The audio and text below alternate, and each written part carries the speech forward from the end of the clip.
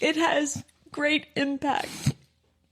It has great impact on everyone in the equation. Someone told me once that cancer is not a diagnosis for the person. It's a diagnosis for the family. And we came to understand that better than we thought we would. And it's been hard on all of us. But let's talk a little bit about Markham. Markham was 38 years old when he was diagnosed, and I remember the phone call. I remember he called us up. He'd been married about 8 months to Jennifer, and he called us on FaceTime and said, "Hey, Pop, get Jody. We want to talk to you about something." So we're thinking, oh, my God, she's pregnant. How exciting. But that wasn't the news that he shared. He shared with us that he was diagnosed with stage 4 colorectal cancer, and that they were now embarking on investigation of treatments and everything else. And it rocked our world. It rocked his world for sure. And then we went through that for 3 years, which we'll talk about more. But Markham was the oldest of 6. When Jody and I got married, Jody's daughters were 8 and 10. 8 and 10. Twins were 8. Evan was 10. Markham was 20. He just graduated college. We got married in August. Markham moved in September 1st for a year. And there he was, right out of college, in a home, Jody's home, that we moved into, with his father, his stepmother, and 3 stepsisters. And for the next 12 months, Markham changed.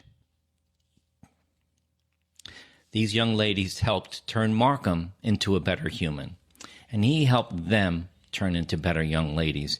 And that was the beginning of a relationship that went on for a very long time. And having him around was interesting at times. But he was the one that over time wanted us always to be together. The holidays, birthdays. He pushed us together all the time. And this wasn't like him in the morning.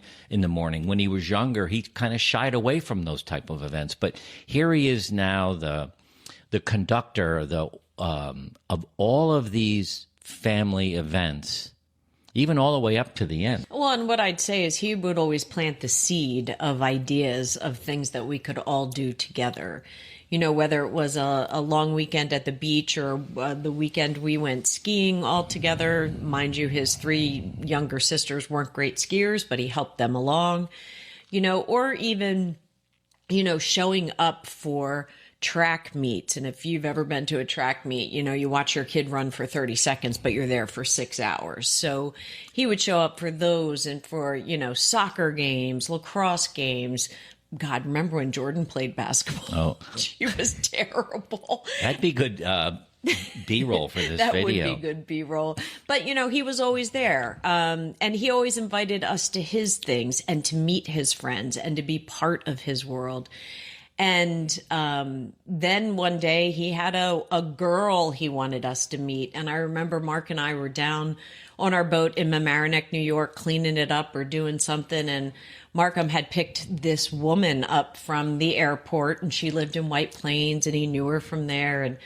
And she was coming back, by the way, from a 3-day bachelorette party in the island somewhere. So I'm sure the last thing she wanted to do was come meet us. But on our boat, they stepped. And I can't do this.